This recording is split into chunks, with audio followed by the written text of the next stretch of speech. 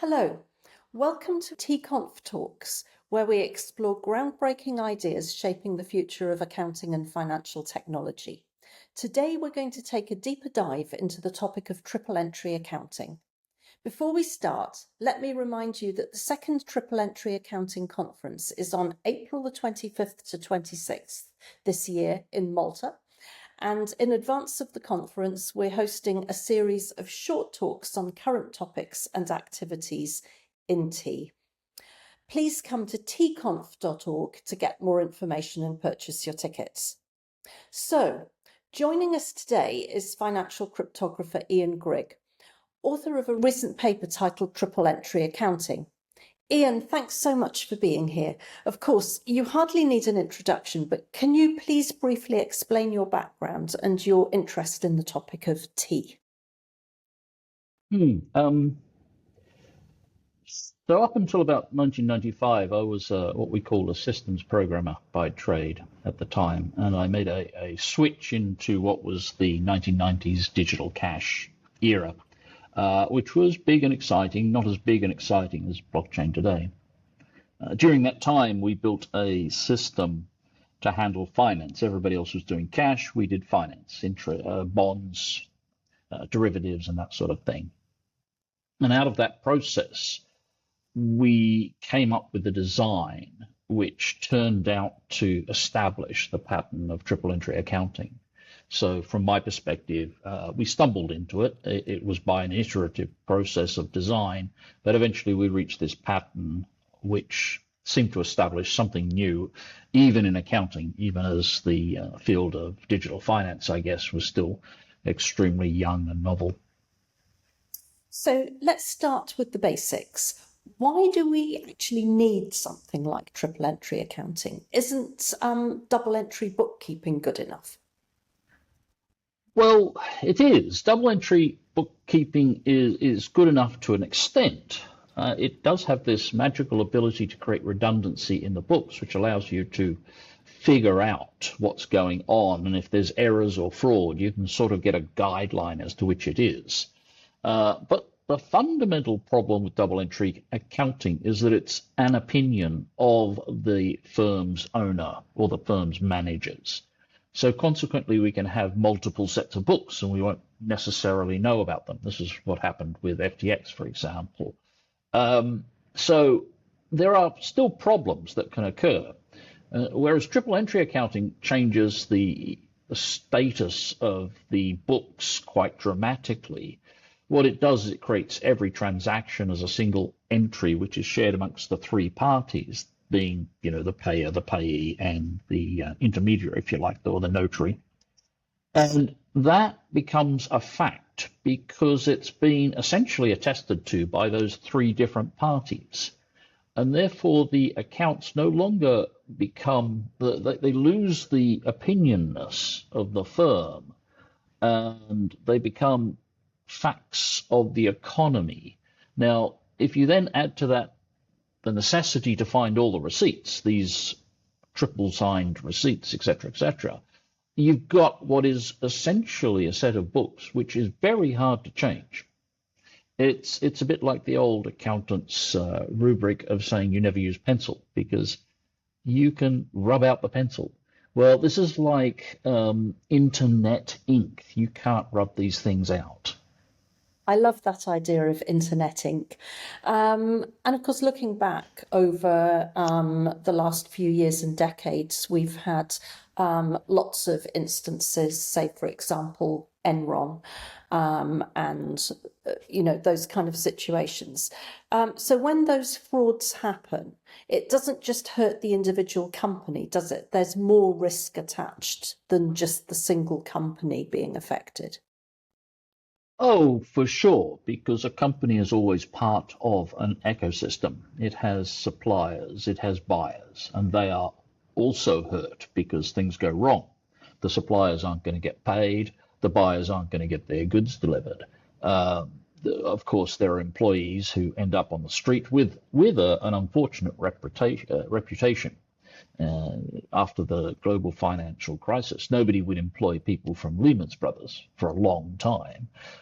So the knock-on effect can be quite dramatic. And if they happen to be in a position of some degree of power for the economy, then they can cause a sort of ripple effect, a shock, which causes other firms to go bankrupt. And that, that's not something we want. Having said that, the flip side of all this is that actually the occasional bankruptcy is good for the economy, because we need to clean out the ones that aren't performing. And if we try and prop them up too much, we end up with this recurring prop-up dynamic, which ended in the great financial crisis of 2008, which we still haven't recovered from.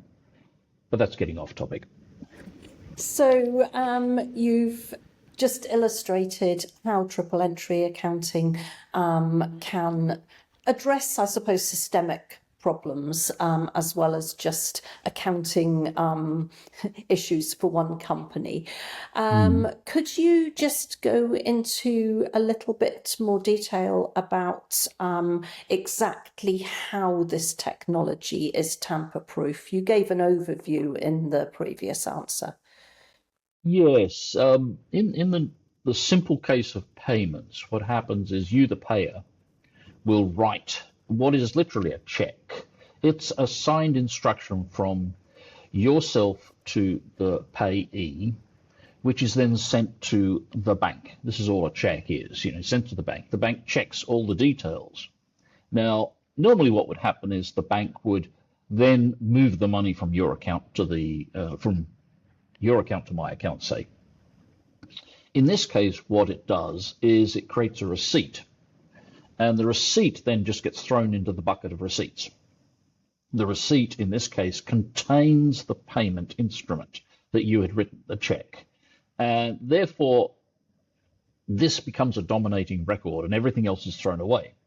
Now, in order to do our accounts, the bank, for example, is left with a whole bunch of receipts and it doesn't know what goes on. It simply counts up all the receipts. So in order to figure out what your balance is after you've written this check and had it paid out, it simply counts up all the receipts that you've ever been attached to. And consequently, the end result is the balance, and therefore it's capable of doing the next check and the next check and so forth and so on. So it all revolves around taking a single transaction and turning it into a one record, which is initiated by the initiator, signed off by the intermediary, the bank or the notary, and accepted by the accepting party. So it's just creating that one record. And what we do is we use digital signatures to put a stamp on that can't be affected. And in your different guises, what you can do is have the payer, that was you, for example, the notary, which would put signatures on it. And I could also put a signature on it by accepting it. So it's basically the notion of creating a one signed receipt, which includes all the evidence of that transaction.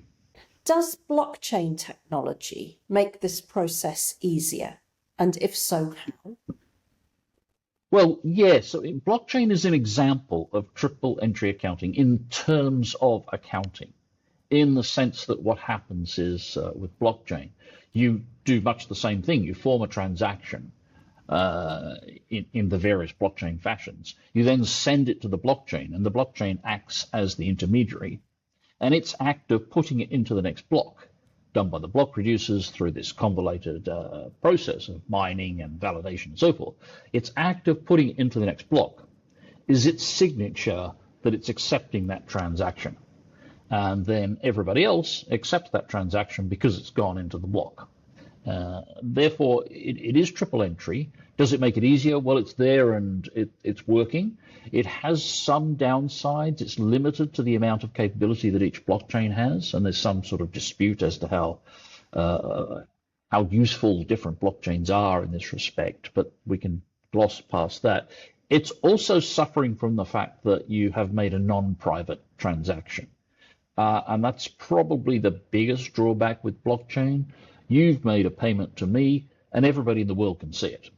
Now, there are some highfalutin technical answers to provide some more privacy, but they're really not good enough to work. There's difficulties with each of them that take them into a domain of unworkability. So it is certainly going to make it easier. It's certainly going to make it, shall we say, easy to prototype and work up good systems, but it lacks that privacy, which is a bit of a difficulty. Yeah. So we've established that triple entry accounting and blockchain tech are far from being synonymous. Could you execute this idea without using blockchain tech? Yes, you can. Quite happily, you can use a single server to be the intermediary. And that was what my work was all based about, using one server which kept its set of receipts in some form or other, such that any time a new transaction came in, it would simply count up your receipts and figure out whether you were allowed to do that transaction, and then store your receipt and carry on. And that works quite well. The difficulty, of course, is that a single server can always be attached. It can be attacked. It can be seized. It can be robbed. There's all sorts of difficulties that go with that. So if you like, the flip side to the loss of privacy in blockchain is that the single server will quite happily keep your transactions private, but won't be able to necessarily guarantee service in the way that blockchain does for the next year, the next decade, the next 100 years or so. Thanks for the really clear explanation, because I think there often is some confusion about that. So if I'm going to put you on the spot, if you had to describe why triple entry accounting is a good thing, what's the big takeaway from the idea? How would you express that? The direct thing is that you get a lot more confidence in the realm of accounting, such that the company has a lot better idea about where it is and a lot more stability. It allows you to also financialize much of your assets and books and so forth. It's, if you like, it allows the advent of internal firm issuances of value.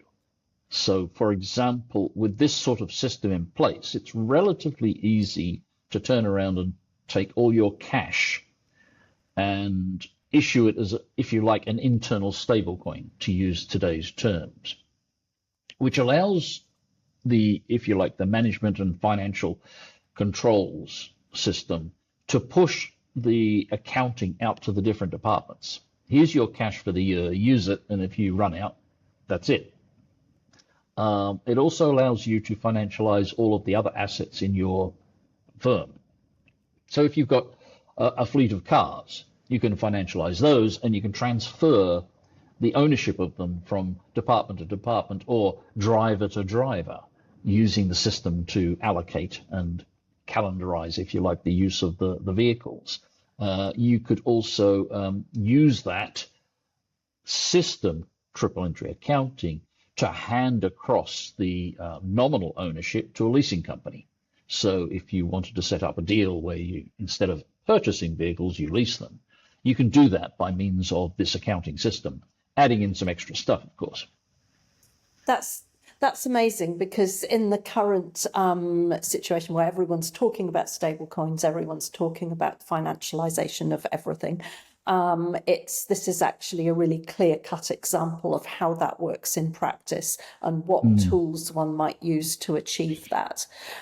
Let's move quickly to the conference. So obviously you did a great presentation at the first conference. Could you tell me why it was so important for you to speak there, and how you found the whole conference experience? Yeah, the conference experience was great because for the first time, people who had interest in this topic were all gathered together in the same room, and we were all bouncing our presentations off each other. We got some great conversations. So it is an emerging field. There are a lot of people who've talked about it. There are a lot of people who've investigated it. One thing that's not easy to do is to create a business in it, but there are some that are trying, and that they've actually achieved some quite notable successes. And those successes were presented at the conference. So getting the cross-pollination going such that people can point out experience, getting those errors that they've made communicated to the rest of the audience is really important. Why was it important for me? I got to present the triple entry accounting paper. That was great. It had sort of sat around on the internet for so long, people had read it and so forth. But there was an issue because it wasn't a published paper. It was a working paper or a white paper or whatever you want to call it. And unfortunately, what you find in the academic world is that they insist that it's published in a journal before they actually get out and start citing it, which was a blockage because here they were sitting on this concept, but they weren't able to found the concept properly in their documents to get a citation in there and so forth and so on. So now we've solved that problem, and academia can now dive in and do the proper thing because this is a proper peer-reviewed, presented and journaled paper. Brilliant, brilliant. And of course, we've got the next conference coming up in a couple of months in April. What are you looking forward to at the next one? The big thing for me is how we move triple entry accounting into a wider framework into industry. We've got the example of blockchain, Bitcoin, and so forth. That's one thing. And one of the lessons there is that if you want to do this sort of thing, you can't just take an existing system and easily migrate it into triple entry. You need to look for greenfield areas where you start out from day zero, assuming triple entry accounting, and that's how you build it. So that's one lesson. But what are the other lessons? We need to capture those lessons and share them and find out how we can advance it, because at some point this is going to happen, and the economy or the industry that adopts triple entry accounting will reap the benefits of a lower cost base and a better information base. So somebody's going to get it right. Somebody's going to make it happen. And we want to see that happening to share the results across the wider sector or the wider economy. Thanks for that. Really enjoyed that discussion. And it's a reminder to everybody that if you want to hear more conversations like this, the conference is, of course, coming up on April the 25th to the 26th this year, 2025 in Malta. Again, visit TEAconf.org for tickets and details. Thanks so much for being with us today, Ian. And thanks to everyone for tuning into TEAconf Talks. Be sure to join us in the next episode when we'll have more great topics to discuss. See you then. Thank you.